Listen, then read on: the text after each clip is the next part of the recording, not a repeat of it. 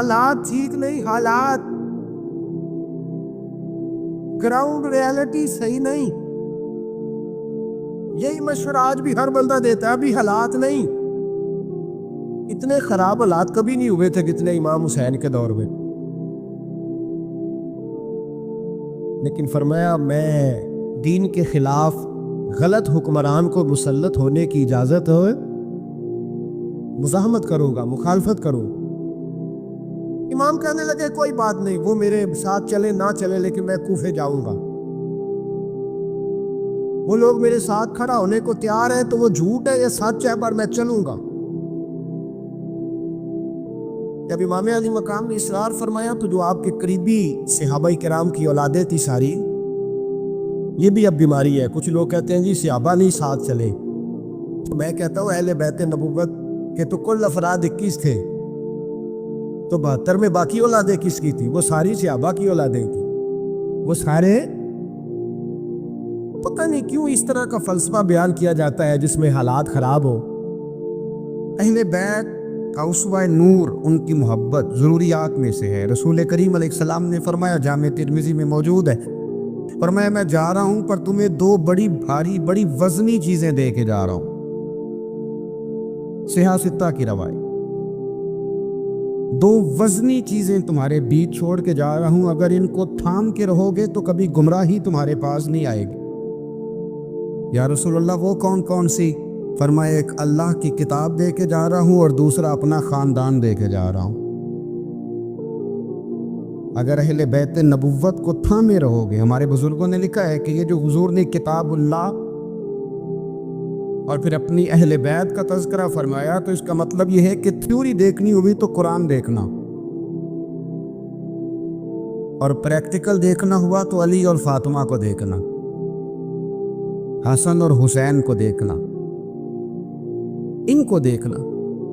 نبی کریم علیہ الصلوۃ والسلام کے اہل بیت مینارہ نور ہیں. ان کی محبت، ان کا پیار کیوں بھلا؟ اس لیے کہ یہ وہ خوبصورت لوگ ہیں جن کو خود میرے نبی پاک نے تراشا ہے. ان کی سیرت میں جتنے رنگ ہیں وہ رسول کریم نے خود بھرے.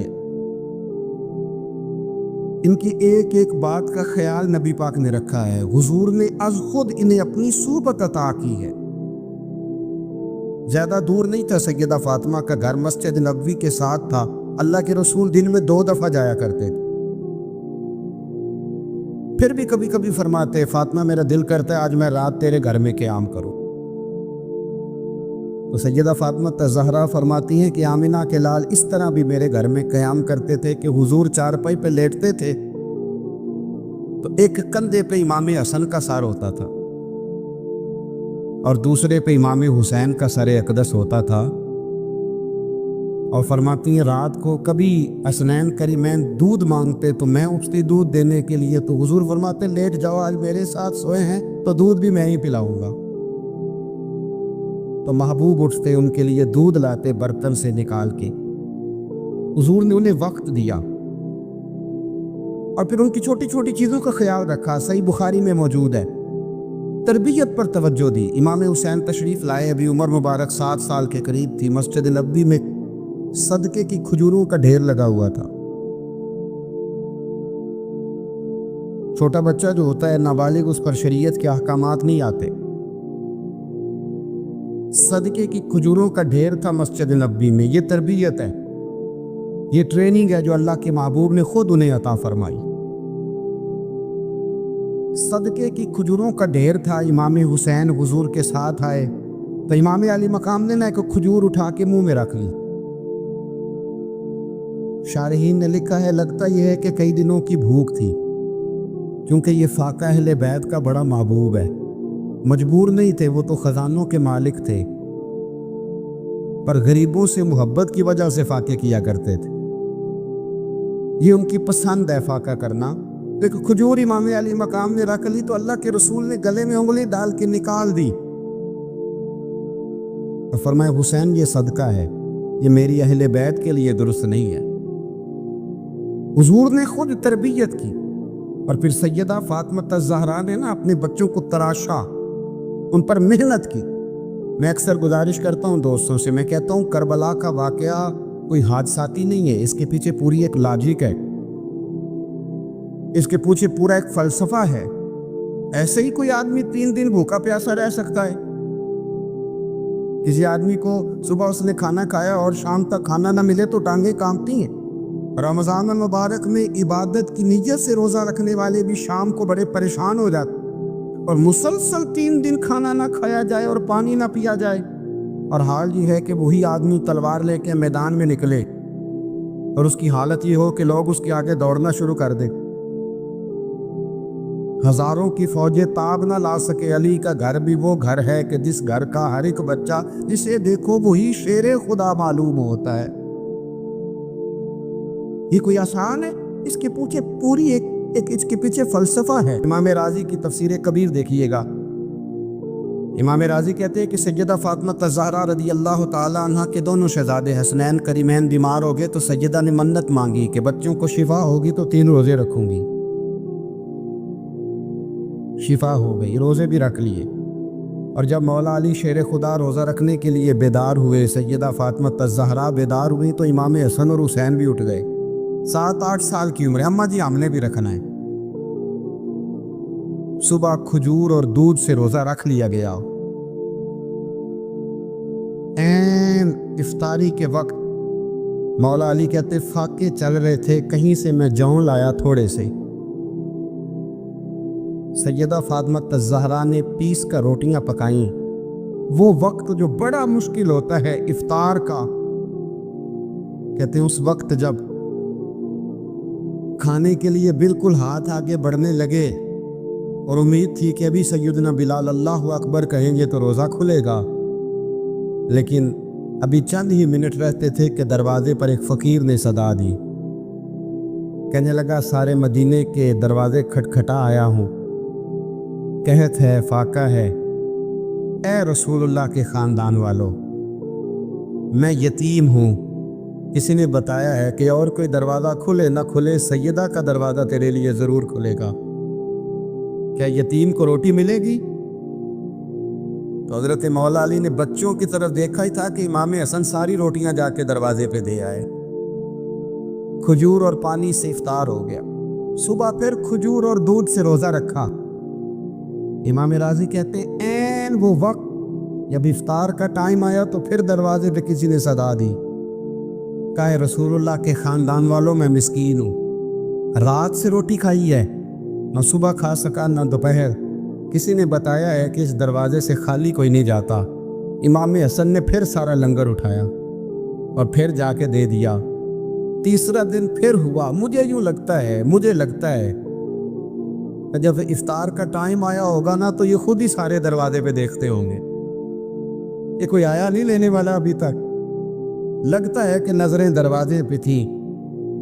این افطار کے وقت 3 روٹیاں جب جوں کی پک کے آئی، ایک بھکاری نے صدا دی، کہنے لگا میں قیدی ہوں، آج ہی قید سے رہائی ملی ہے، پہلے دن کسی کے دروازے پہ صدا ملی ہے، دی ہے روٹی ملے گی؟ امام حسن وہ کھانا دے کے واپس لوٹے، کھجور اور پانی سے افطار ہوا، اور جیسے ہی مسجد نبوی میں تینوں باپ بیٹا نماز پڑھنے گئے تو مولا علی کہتے مجھے بتانا نہیں پڑا، رسول کریم نے میری طرف دیکھ کے فرمایا علی تیرا، فاطمہ کا، حسن اور حسین کا 3 دن والا عمل خدا کو بھی بڑا پسند آیا ہے اور محمد مصطفیٰ کو بھی بڑا پسند آیا ہے، بڑا پسندیدہ عمل۔ میں کہتا ہوں کہ حضرت فاطمہ نے نا ان کی تربیت پہلے کر دی تھی، 3 دن بغیر افطار کے روزہ رکھنے کی، وہ ٹریننگ گھر سے ہو چکی تھی۔ اب میدان کربلا میں 3 دن بھوکا پیاسا رہنا ان کے لیے مشکل نہیں تھا، وہ تو ان بچوں کے لیے مشکل ہوتا ہے جو کھانا دیر سے پکنے سے برتن توڑنے شروع کر دیتے، وہ بچے بلیک میل ہوتے جن کو ایک وقت ان کے پسند کا کھانا نہ ملے تو وہ گھر میں جو ہے وہ ادھم شروع کر دیتے ہیں، جن کی ماں نے عادت ڈالی ہو کہ بیٹا 3 دن بھوکے پیاسے رہنا ہوا تو رہ لینا، لیکن کسی بھی باطل کے ساتھ کمپرومائز نہ کرنا، ان کے لیے اتنا مشکل نہیں تھا۔ ان کی تربیت ہوئی، ان کی ٹریننگ ہوئی، پھر اللہ نے ان کی سیرت میں رنگ بھرے، ان کے کردار میں حسن آیا، وقار آیا. حضرت امیر معاویہ رضی اللہ تعالیٰ عنہ نے ایک شخص کو بھیجا مدینہ منورہ شام سے. تو اس نے کہا میں نے امام حسین سے ملنا ہے, تعارف کیا ہے؟ جناب امیر معاویہ فرمانے لگے مسجد نبوی میں جانا جس کے گرد لوگ سب سے زیادہ ادب سے بیٹھے ہوں اور جس کی باتیں سب سے زیادہ میٹھی ہوں اور جس کی نظریں سب سے زیادہ جھکی ہوں اور جس کے چہرے پر تمہیں سب سے زیادہ وقار نظر آئے وہی علی کے بیٹے حسین ہوں گے. جو سب سے زیادہ تمہیں وہاں ماحول کے اندر جو شخص نظر آئے پوچھنے کی ضرورت نہیں پڑے گی. تو شخص کہتا میں مدینے آیا تو میں نے واقعی ایک شخص کو دیکھا کہ شہد کے گرد مکھیوں کا اتنا ہجوم نہیں ہوتا جتنا امام حسین کے گرد رسول اللہ کے غلاموں کا ہجوم تھا, لیکن نظریں جھکی ہوئی, باتیں میٹھی, لہجہ گداز گداز, لفظوں میں رانائی, اور لوگ کئی باتیں پوچھتے تو علی کے صاحبزادے ایک کا جملہ بولتے تو لگتا یہ کہ وہ جملہ سیدھا دل میں اترتا چلا جاتا ہے. امام علی مقام کے کردار میں نا کچھ باتیں بڑی زیادہ تھیں, بہت زیادہ, بڑا حسن تھا. ایک بات تو یہ تھی امام حسین رضی اللہ تعالیٰ عنہ کا علم و فضل بڑا کمال کا تھا. ایک دفعہ صحابہ میں مسئلہ بن گیا کہ بچہ پیدا ہوتا ہے تو اس کا وظیفہ کیسے لگانا ہے. امام حسین کا علم و فضل بتا رہا ہوں, علم و فضل. تو بات بڑی پیچیدہ ہو گئی. حضرت عبداللہ ابن زبیر کے پاس لوگ آئے, کہنے لگے کہ آپ بڑے صاحب علم و فضل ہیں, آپ نے حضور علیہ الصلوۃ والسلام کے ساتھ وقت گزارا ہے, تو مسئلے کو حل کریں کہ بچہ پیدا ہونے کے بعد حکومت اگر وظیفہ لگائے گی تو کب لگائے گی. جب بحث طول پکڑ گئی, مسئلہ حل نہیں ہوتا تھا, تو حضرت عبداللہ ابن زبیر کہنے لگے ہم سے نہیں حل ہوگا. ایک بندہ ہے جس کے سینے میں رسول اللہ صلی اللہ تعالیٰ علیہ وسلم کے نور نبوت کا فیضان ہے, وہ یہ مسئلہ حل کریں گے. تو کہا وہ کون سے؟ آپ فرمانے لگے جب ہم سے مسائل حل نہیں ہوتے تو ہم ان کے علم سے فائدہ اٹھاتے ہیں. کہا کون ہے؟ کہا جناب امام حسین. تو لوگ حضرت امام حسین کے پاس گئے کہ حضرت یہ ایک مسئلہ الجھ گیا ہے کہ بچہ پیدا ہو تو وظیفہ کب لگانا ہے. فرمایا الجھنے والی بات ہی کوئی نہیں, پیدا ہونے کے بعد جب وہ پہلی دفعہ آواز نکالے تو اس کا وظیفہ لگا دو. اس کا مطلب یہ ہے کہ وہ دنیا میں آ گیا ہے, اس نے اپنے آنے کا اظہار کر دیا ہے, اعلان کر دیا ہے, اب اس کا وظیفہ لگا دو. تو اس پر پھر صحابہ کا اتفاق ہو گیا. امام حسین کے علم سے, فضل سے لوگ فیض اٹھاتے تھے. پھر اس کے ساتھ ساتھ امام حسین کا ذوق عبادت بڑا شاندار, بڑا زبردست ذوق. علامہ جوزی نے لکھا ہے وکان الحسین رضی اللہ تعالی عنہ فاضلا کثیر الصوم والصلاۃ والحج والصدقۃ وافعال الخیر جمیعا. آپ فرماتے ہیں کہ امام حسین زیادہ نمازیں پڑھنے والے, کثرت سے سجدے کرنے والے, کثرت سے روزے رکھنے والے, زیادہ حج کرنے والے, اور امام حسین صدقہ دینے والے اور نیکی کے کاموں میں شدت کرنے والے. امام حسین کا جو ذوق عبادت تھا وہ اتنا شاندار تھا کہ آپ فرض نماز کے علاوہ روزانہ 100 رکعت نماز نفل ادا فرمایا کرتے. اور امام حسین فرماتے زندگی میں کبھی ایسا نہیں ہوا کہ 3 دن گزر گئے اور حسین کا قرآن پاک ختم نہ ہوا. 25 حج کیے امام حسین نے مدینہ منورہ سے مکہ مکرمہ پیدل جا کے, 25 حج. اب تو نسبت والے لوگوں کو عبادت کی ضرورت نہیں نا, اللہ ماشاءاللہ کہتے ہیں نسبت بڑی ہے. بھئی جن کی نسبت اتنی خاص تھی کہ حضور نے فرمایا یہ فاطمہ کے نہیں میرے بیٹے ہیں, ان کا تو حال یہ ہے کہ فرض کے علاوہ 100 نفل, 3 دن سے پہلے ختم قرآن پاک, 25 حج فرمائے. تو کس نسبت کی بات کرتا ہے؟ یہ نسبتیں تو ہیں جو انسان کو عبادت کے قریب کرتی ہیں. لوگوں نے معیار ہی بدل دیا ہے. حضرت سیدنا امام حسین کی شہادت کے بعد حضرت عبداللہ ابن زبیر رضی اللہ تعالیٰ عنہ نے قاتلان حسین سے خطاب کیا اور فرمانے لگے اللہ کی قسم تم نے اس شخص کو شہید کیا ہے جو راتوں کو لمبے لمبے قیام کرتا تھا، اور تم نے اس شخص کو شہید کیا ہے جس سے میں دن میں جب بھی ملتا تھا تو وہ روزے سے ہوتا تھا۔ تم نے اس شخص کو شہید کیا جو قائم اللیل تھا، صائم الدہر تھا، اس شخص کو تم نے شہید کیا۔ آپ کو پتہ ہے کہ میدان کربلا میں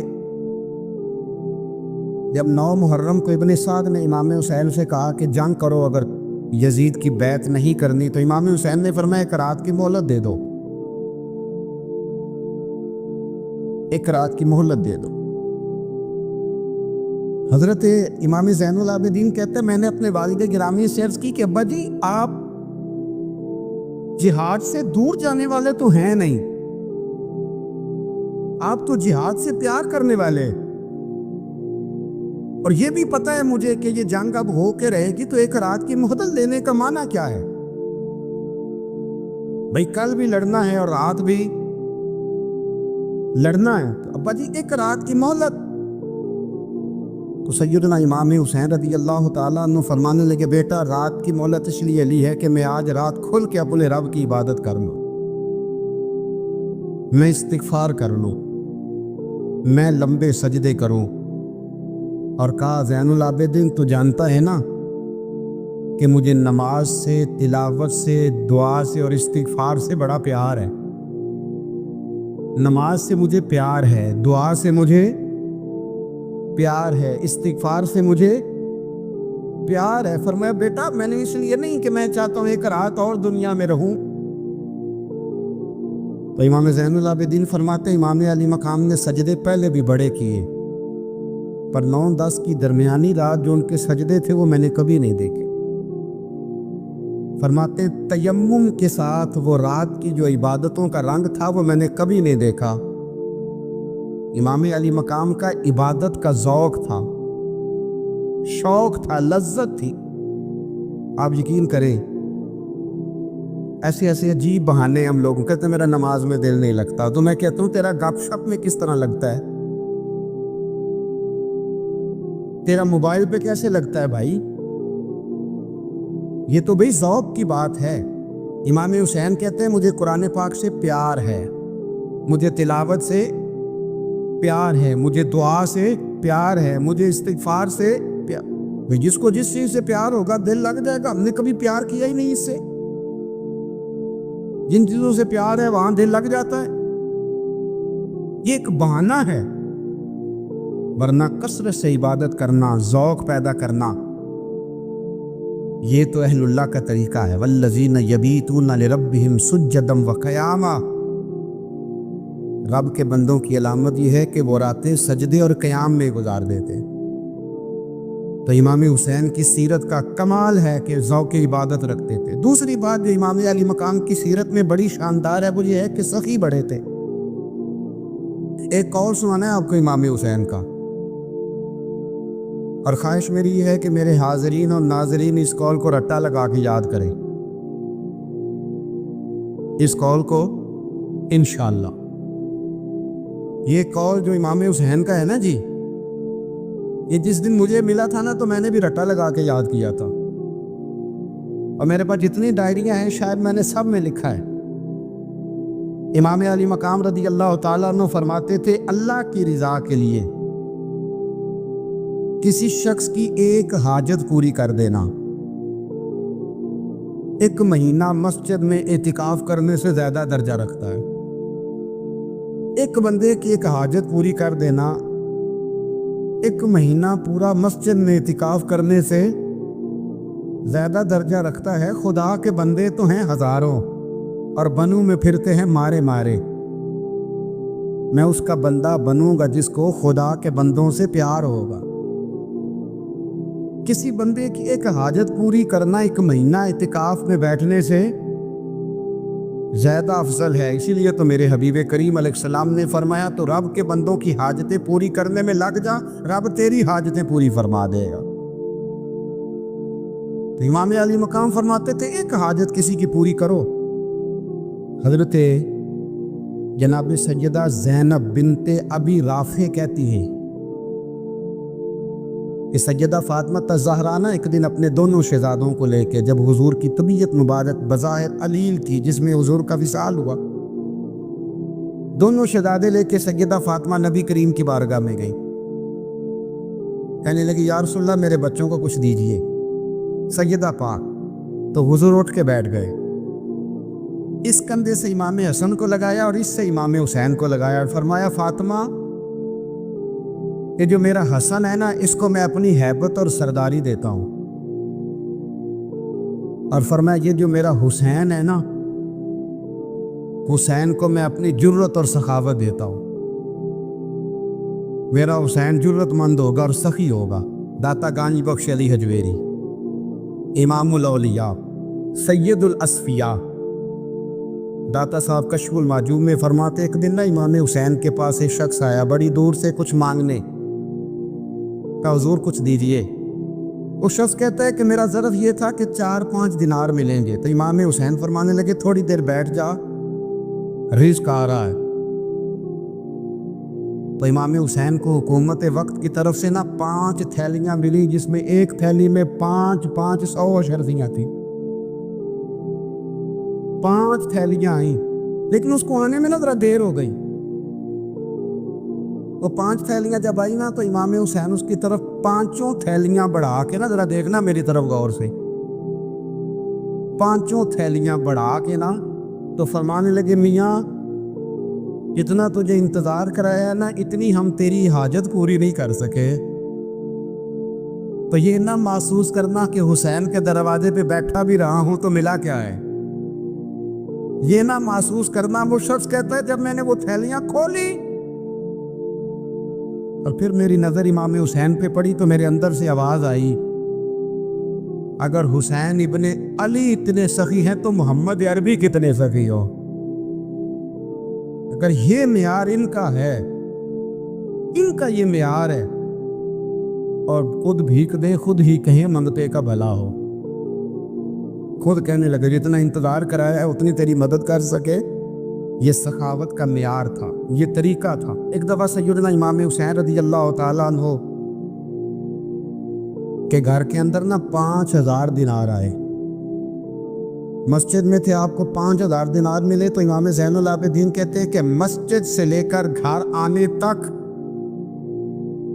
امام حسین نے 5 کے 5000 اللہ کے راستے میں خیرات کر دی۔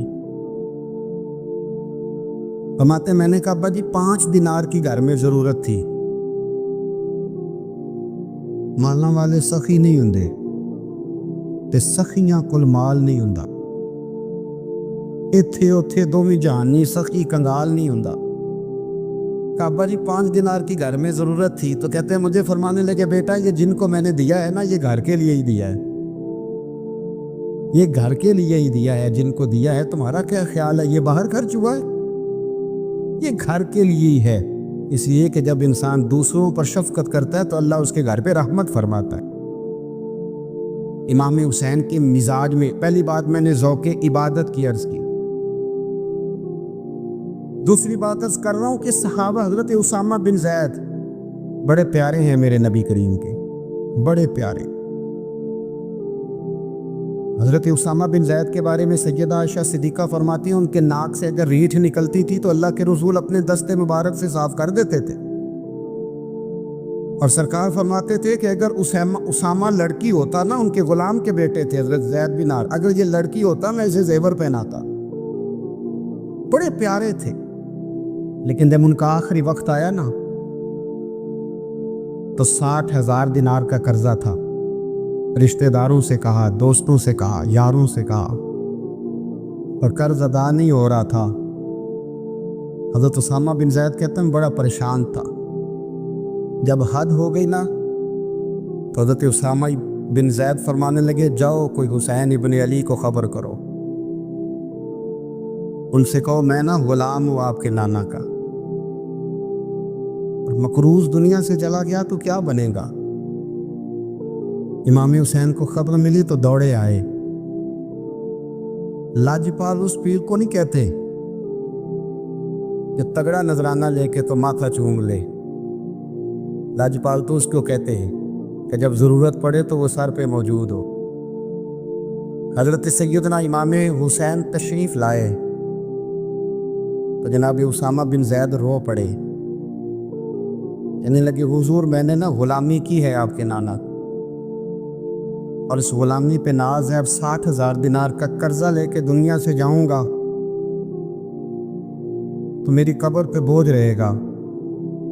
امام حسین خادم کو بھی کہہ سکتے تھے جاؤ گھر پیسے پڑے ہیں لے آؤ، امام حسین خود گئے، چادر روڑ کے تو اس کی اوٹ میں بکل میں 60,000 دینار چھپا کے لائے اور جناب اسامہ بن زید کے سامنے رکھ کے کہنے لگے اسامہ یار پیسے رات کو ہی آئے تھے، میں سوچ رہا تھا مجھے تو ضرورت نہیں، اللہ نے کس کا نصیب میرے گھر میں بھیج دیا، مجھے تو حاجت ہی نہیں تھی، اب پتہ چلا پیسے تیرے تھے، اللہ نے حسین کی ڈیوٹی لگائی ہے کہ جا کے دے آ۔ حضرت اسامہ بن زید رو پڑے، فرمانے لگے اللہ آپ کو بہترین صلہ عطا فرمائے، یہ معیار تھا۔ اور پھر تیسری بات یہ کہ دل کے بڑے صاف تھے، دل بدستاور کے حج اکبر است، از ہزاراں کعبہ یک دل بہتر است۔ شیخ سعدی کہتے ہیں کہ درویش کہتے ہیں کہ کسی کا دل رکھ لینا نا، دل راضی کر دینا کعبے کا 1000 بار حج کرنے سے بہتر ہے۔ دل بدستاور کے حج اکبر است، کسی کا دل راضی کرنا حج اکبر ہے۔